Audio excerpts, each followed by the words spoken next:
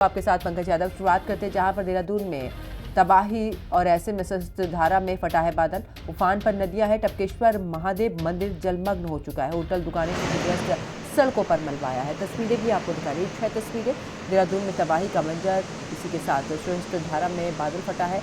उफान पर नदियां हैं। टपकेश्वर महादेव मंदिर जलमग्न हो चुका है। दुकानें, होटल पूरी तरीके से क्षतिग्रस्त हो चुके हैं। सड़कों पर मलबा भी आया है।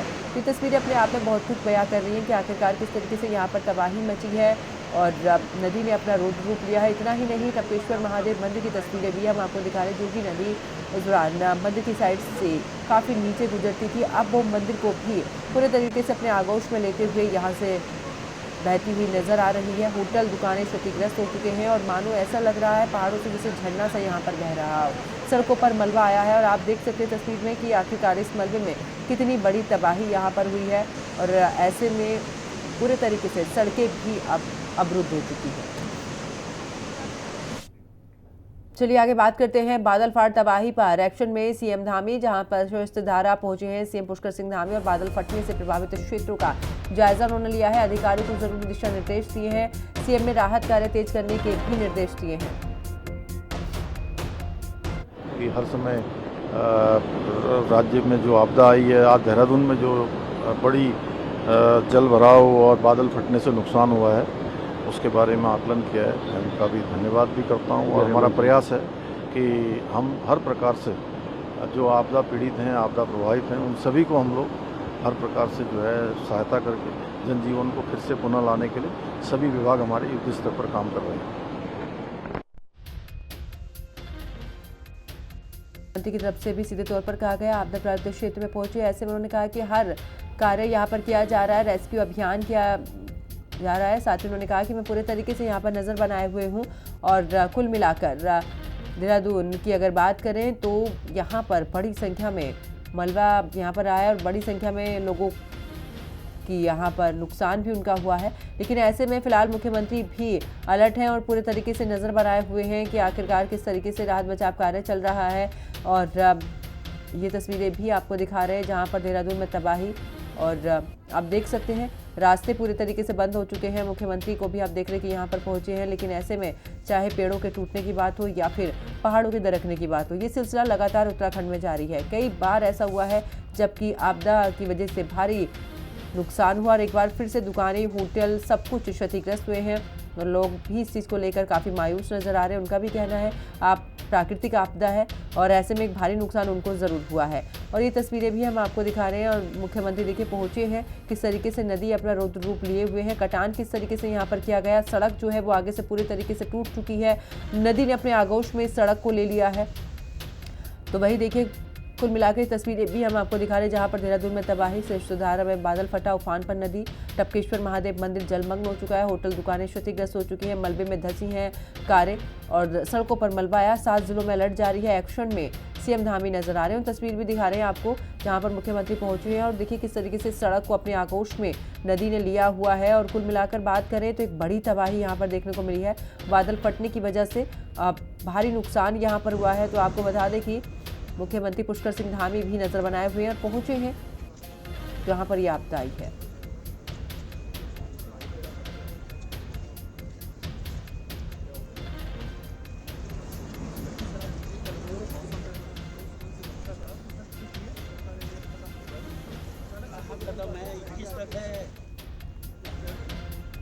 तो लगातार देखिए मुख्यमंत्री की तरफ से यहाँ पर नजर भी वो बनाए हुए हैं। कुल मिलाकर बात करें तो ये सॉन्ग है, ये जो इधर में इधर आ गई, ये सीधे जाना था।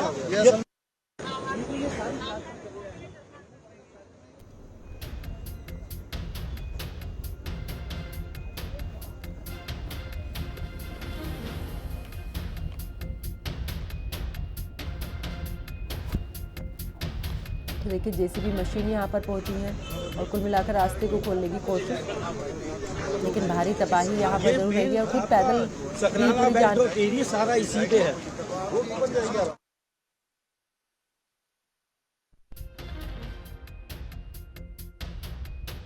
पल की पूरी अपडेट यहाँ पर लेते हुए क्या कुछ कार्य यहाँ पर चल रहा है कितना बचाव कार्य किया गया है, कितना नुकसान यहाँ पर लोगों का हुआ है, पूरे तरीके से आकलन करते भी नजर आ रहे हैं।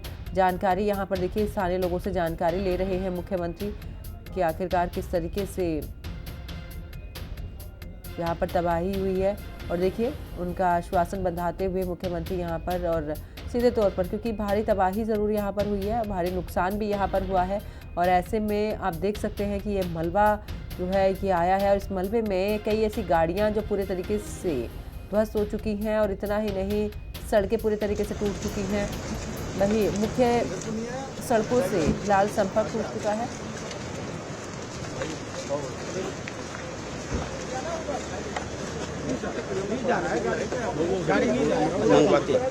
अरे वो जेसीबी मंगवा लेना। अरे द्विवेदी जी होंगे उनको पहले। और ज़्यादा जानकारी के लिए मेरे से शुभांगी भट्ट हमारे साथ में जुड़ चुके हैं। शुभांगी, अगर बात करें तो देखिए भारी तबाही, मुख्यमंत्री पहुंचे हैं ग्राउंड जीरो पर, पल पल की अपडेट ले रहे हैं। बिल्कुल, देखिए क्योंकि भारी बारिश की चेतावनी पहले ही मौसम विभाग द्वारा दे दी गई थी, और बीती रात जिस तरीके से तबाही मची है, सहस्त्रधारा में हमने देखा कि किस तरीके से बादल फटा और अपने साथ वो कई सारे होटल्स और घर लेकर चला गया है। बड़ा नुकसान इस बीच देखने को मिला है। और ऐसे में सहस्त्रधारा हो या मालदेश्ता हो या देहरादून के अन्य जो जिले के क्षेत्र हैं, वहां पर एक बड़ा नुकसान देखने को मिला, जिसको लेकर मुख्यमंत्री पुष्कर सिंह धामी अब ग्राउंड पर हैं और ग्राउंड पर निरीक्षण कर रहे हैं, जायजा ले रहे हैं कि आखिर किस तरीके का नुकसान हुआ है, कितनी क्षति पहुंची है, क्योंकि कई लोगों के मिसिंग होने की खबर जो है वो भी सामने आ रही थी। और ऐसे में उन लोगों को पहले तो देखिए सर्च ऑपरेशन चलाया जा रहा है, जो लोग वहां पर रह रहे थे उनको सबसे पहले सेफ स्थानों पर, सुरक्षित स्थानों पर पहुंचाया गया, ताकि किसी भी तरीके से उनकी जिंदगी जो है वो खतरे में ना डाली जाए। सबसे पहली प्राथमिकता यही थी। मुख्यमंत्री लगातार कोऑर्डिनेट कर रहे थे, और अब मुख्यमंत्री ग्राउंड पर जाकर खुद जायजा ले रहे हैं, निरीक्षण कर रहे हैं कि किस तरीके की तबाही मची हुई है। अभी भी क्योंकि खतरा टला नहीं है, आज भी मौसम विभाग ने कई जिलों के लिए अलर्ट जारी किया है। देहरादून में सुबह से लगातार बहुत तेज बारिश हो रही है, ऐसे में अभी सावधानी बरतना बहुत जरूरी हो जाता है। ऐसे वक्त में रेस्क्यू ऑपरेशन चलाना या फिर जो रास्ते बाधित हो गए हैं, जहां पर बादल फटा है, जहां पर इस वक्त तबाही मची हुई है, उस मंजर से बाहर निकलना अपने आप में एक बड़ी चुनौती है। लेकिन मुख्यमंत्री हो या तमाम जो अधिकारी हैं, सुबह से ही लगे हुए हैं। एसडीआरएफ की टीम लगातार रास्ते खोलने का काम कर रही है, रेस्क्यू ऑपरेशन चलाने का काम कर रही है। मुख्यमंत्री क्योंकि जब खुद ग्राउंड पर जाते हैं तो उसकी अपने आप में महत्वता बढ़ जाती है। और मुख्यमंत्री हम देखते हैं, चाहे वो धराली की बात हो, चमोली की बात हो या देहरादून की बात हो, जहां पर भी आपदा आई है, मुख्यमंत्री जरूर जो आपदा प्रभावित क्षेत्र है वहां पर निरीक्षण करते हुए नजर आते हैं। आज भी इसी तरीके की तस्वीरें जो है वो देखने को मिल रही है। बिल्कुल शुभांगी, और देखिए क्योंकि इसको लेकर अगर बात करें, कुल मिलाकर ये भी कहा जा रहा है कि जिस तरीके से आपदाएं उत्तराखंड में लगातार आ रही, इसको लेकर भूवैज्ञानिकों को जरूर मंथन करना चाहिए, जरूर इस दौरान सर्च करना चाहिए कि आखिरकार इसके पीछे की वजह क्या रही है। क्योंकि चाहे हम वहाँ पर विकास कार्यों की बात करें, चाहे हम वहाँ कंस्ट्रक्शन की बात करें, क्या एक बड़ा ये भी सीधे तौर पर इशारा उस ओर होता हुआ कि लगातार आपदाएं उत्तराखंड में आ रही है। बिल्कुल, देखिए जिस तरीके से इस बार खासकर इस वर्ष जिस तरीके से आपदा की जो संख्या है वो बढ़ी है, हर जिले में हम देख रहे हैं कि आपदा जैसी स्थिति बनी हुई है। और ऐसे में भूवैज्ञानिक जो है वो भी इसको लेकर मंथन कर रहे हैं, रिसर्च कर रहे हैं। रिसर्चर्स जो है वो लगातार इसको देख रहे हैं कि आखिर क्यों इस तरीके के हालात प्रदेश के अंदर देखने को मिल रहे हैं। और इससे पहले भी हमने देखा था कि जो वैज्ञानिक है उन्होंने ये आशंका जताई थी कि आने वाले कुछ सालों में एक बड़ा कुछ भूकंप यहाँ पर देखने को मिल सकता है, जो कि 1991 में देखने को मिला था। उसके बाद से अब वैज्ञानिकों ने इस तरीके की आशंका जताई है। तो इसलिए जरूरी हो जाता है कि जो बड़े बड़े हाइड्रो प्रोजेक्ट चल रहे हैं, जिस तरीके से कंस्ट्रक्शन चल रहा है, जमीनें खोखली हो रही हैं, कहीं ना कहीं ये भी एक बड़ा रीजन है इन आपदाओं के पीछे। तो ऐसे में मंथन करना और इसको इसके कारण इसका सोल्यूशन निकालना भी एक बड़ी जिम्मेदारी हो जाती है। लेकिन अभी जिस तरीके के हालात बने हुए, इस पर फिलहाल सरकार नजर बनाई हुई है और अभी भी खतरा टला नहीं है। और देखिए शुभांगी, हम तस्वीरें भी अपने दर्शकों को दिखा रहे हैं जब जेसीबी में सवार होकर खुद मुख्यमंत्री पुष्कर सिंह धामी यहां पर जाते हुए और पूरे तरीके से ये भी निरीक्षण कर रहे हैं कि आखिरकार राहत बचाव कार्य किस तरीके से, क्योंकि रास्तों को खोला जाना, लोगों को सुविधा यहाँ पर पहुंचाना, और वो जिस खतरे में इस समय पर वो हैं उस खतरे को किस तरीके से दूर किया जाए, किस तरीके से उन्हें बचाया जाए। देखिए पूरे तरीके से यहाँ पर पहुंचे और जेसीबी में सवार होकर मुख्यमंत्री इस दौरान निरीक्षण कर रहे हैं। देखिए यही मुख्यमंत्री की खासियत है कि वो ऐसे क्षेत्रों में जाकर खुद निरीक्षण करते हैं, चाहे वो बुलडोजर में बैठकर, जेसीबी में बैठकर निरीक्षण करना हो, चाहे ग्राउंड पर, क्योंकि वहां पर अभी भी खतरा बना हुआ है, कभी भी लैंडस्लाइड हो सकता है। जो बादल फटा है उसके फटने से वहां पर कई लोगों का नुकसान हुआ है, घर गए, होटल्स गए। ऐसे में मुख्यमंत्री खुद निरीक्षण कर रहे हैं, जायजा ले रहे हैं कि आखिर किस तरीके के हालात वहां पर हैं, और अधिकारियों को भी दिशा निर्देश देते हुए नजर आ रहे हैं। क्योंकि सुबह से ही चाहे वो आपदा प्रबंधन विभाग हो, आपदा कंट्रोल रूम से लगातार मॉनिटरिंग कर रहा है कि कौन कौन से जिले में किस तरीके की तबाही मची हुई है, है, क्योंकि देहरादून में खासकर ये बड़ा नुकसान हुआ है। सहस्त्रधारा क्षेत्र जो है उसमें बड़ा नुकसान हुआ है बादल फटने से। मालदीवता की तरफ जो रोड थी वो वॉश आउट हो चुकी है। इसके साथ साथ जो एक पुल था वो भी टूट चुका है, यानी कि कई जगहों से संपर्क टूट गया है। ऐसे में उस संपर्क को दोबारा से सुचारू रूप से संचालित करना अपने आप में एक बड़ी चुनौती है। मुख्यमंत्री का खुद वहां पर पहुंचना, जायजा लेना, निरीक्षण करना, उसके बाद अधिकारियों को दिशा निर्देश देना अपने आप में काफी महत्वपूर्ण हो जाता है, क्योंकि इससे कार्य में और तेजी आएगी। टीम्स लगातार कोशिश कर रही है कि जो लोग अभी मिसिंग बताए जा रहे हैं उनको जल्द से जल्द खोज लिया जाए, और जो लोग वहां पर अभी खतरे के निशान, क्योंकि नदी का जलस्तर भी लगातार बढ़ रहा है। हम देख रहे हैं कि नदियों का जलस्तर, चाहे वो अलकनंदा नदी हो, गंगा नदी हो, यमुना नदी हो, सभी का जलस्तर बढ़ रहा है। और ऐसे में जो आसपास के क्षेत्र है उनको लगातार खाली करवाकर उन्हें लोगों को सुरक्षित स्थानों पर पहुंचाने का काम किया जा रहा है, और मुख्यमंत्री भी इस पर नजर बनाए हुए हैं। बिल्कुल। और देखिए शुभांगी, अक्सर हम देखते हैं कि हवाई सर्वे किया जाता है, धरातल पर इस तरीके की तस्वीरें बहुत कम देखने को मिलती है। जब मुख्यमंत्री पहुंचते हैं और स्थानीय लोगों से मिलते हैं, स्थानीय लोगों से उनका ढांढस बंधाने की कोशिश पूरी करते हैं। हाँ बिल्कुल, यहाँ नुकसान हुआ है, एक बड़ी आपदा आई है, ऐसे में लोग काफी चिंतित भी हैं कि आने वाला समय भी हो सकता है कि इससे भी खराब हो, लेकिन ऐसे में ढांढस बंधाना और सीधे तौर पर लोगों के बीच इस तरीके से जाना, उनकी समस्याएं सुनना और हालातों को जानना बहुत बड़ा ये कार्य होता है कि इस दौरान कुछ भी हो सकता है, कभी भी लैंडस्लाइड हो सकती है। बिल्कुल, देखिए प्रदेश के मुखिया के लिए ऐसी जगह पर जाना जहां पर कभी भी लैंडस्लाइड हो सकता है, जहां पर खतरा बना हुआ है, जहां पर आपदा आई है, जहां पर बादल फटा है, अपने आप में देखिए काफी चुनौतीपूर्ण होता है कि सीएम वहां पर जा रहे हैं और वहां पर अगर कोई इस तरीके की घटना हो जाती है तो किस तरीके से वो उससे बाहर निकलेंगे। लेकिन सीएम इन तमाम चीजों को सोचे बिना सबसे पहले लोगों के पास जाते हैं, आपदा पीड़ित परिवारों से मिलते हैं। चाहे हमने धराली की तस्वीरें देखी, हमने थराली की तस्वीरें देखी, हम आज देहरादून की तस्वीरें देख रहे हैं। वो हर तरीके से आश्वस्त करते हैं लोगों को कि आप अभी जिस दुख की घड़ी में हैं, हम पूरी राज्य सरकार आपके साथ है और जिस भी तरीके की मदद की जरूरत होगी हम आपके साथ खड़े हैं। प्रधानमंत्री और गृह मंत्री भी इसको लेकर फोन लाइन पर मुख्यमंत्री से बातचीत कर चुके हैं, अतिवृष्टि को लेकर कि किस तरीके के हालात बने हुए, और केंद्र से भी पूरा सपोर्ट उत्तराखंड को राज्य सरकार को मिलता हुआ नजर आता है।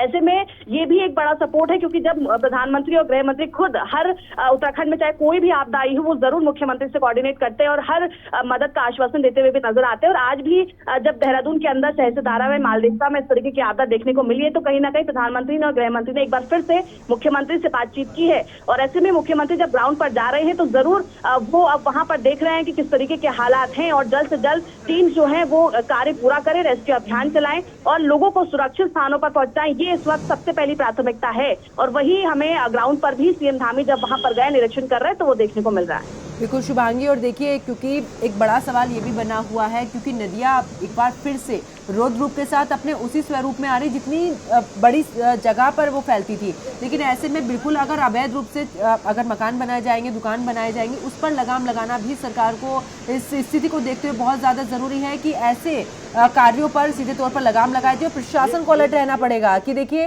क्योंकि जिस तरीके से आपदा आ रही है इससे बचने का मात्र एक यही सहारा है कि आप नदियों से दूर रहें।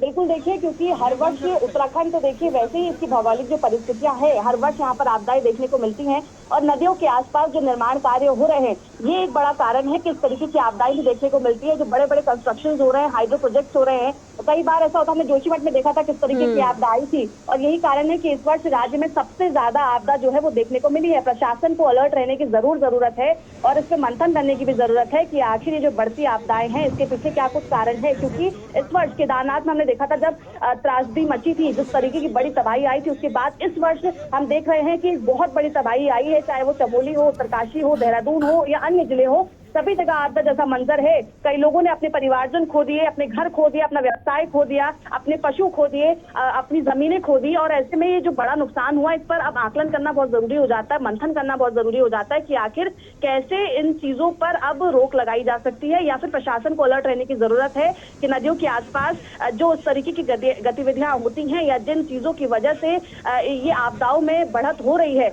इस पर मंथन करना बहुत जरूरी है। और मुख्यमंत्री हो या अन्य विभाग हो, सभी फिलहाल अलर्ट मोड पर हैं, क्योंकि अभी भी ये खतरा टला नहीं है और अभी भी मानसून पीरियड जिस तरीके से चल रहा है, मौसम विभाग ने आज के लिए भी अलर्ट जारी किया है और ये 24 घंटे भी अपने आप में काफी चुनौतीपूर्ण रहने वाले हैं, क्योंकि लोगों को रेस्क्यू करना और ऐसे रास्तों को खोलना जिनका संपर्क टूट चुका है, पुल टूट चुके हैं और जहां से आप मेन जगह पर गाँव तक नहीं पहुंच पा रहे हैं, ये अपने आप में बड़ा चुनौतीपूर्ण है। लेकिन कोशिश लगातार जारी है। बिल्कुल, और शुभांगी मैं आपके पास वापस लौटूंगी, लेकिन इस दौरान मुख्यमंत्री क्या कुछ कह रहे पहले वो सुनवा देते हैं। यहाँ की सभी नदियाँ उफान पर हैं और कई जगह बादल फटा है। करीब 25-30 स्थानों पर सड़क पूरी तरह से बह गई है। घरों को बहुत नुकसान हुआ है, सरकारी संपत्तियों को नुकसान हुआ है और पूरा जनजीवन अभी अस्त व्यस्त है। उसको सामान्य करने के लिए सभी प्रयास किए जा रहे हैं। बहुत सारे संपर्क मार्ग कट गए हैं। अभी नदियों का जो जल स्तर है वो भी काफ़ी बढ़ा हुआ है। पुल भी खतरे की जद में, आप देख रहे होंगे ये हमारा सोंग और बांदल पर बांदल 2 नदियाँ यहाँ पर मिलती हैं, तो इस पुल को भी खतरा हो गया है। इसका जल स्तर कम होगा। हम लोग सभी विभाग हमारे युद्ध स्तर पर काम कर रहे हैं, सभी कोऑर्डिनेशन कर रहे हैं। आज आदरणीय प्रधानमंत्री जी ने भी प्रातःकाल सारी जानकारी ली है, उन्होंने चिंता व्यक्त करी और हर प्रकार से हमको आश्वासन दिया है। आदरणीय गृह मंत्री जी ने भी कि हर समय राज्य में जो आपदा आई है, आज देहरादून में जो बड़ी जल भराव और बादल फटने से नुकसान हुआ है, उसके बारे में आकलन किया है। मैं उनका भी धन्यवाद भी करता हूँ और हमारा प्रयास है।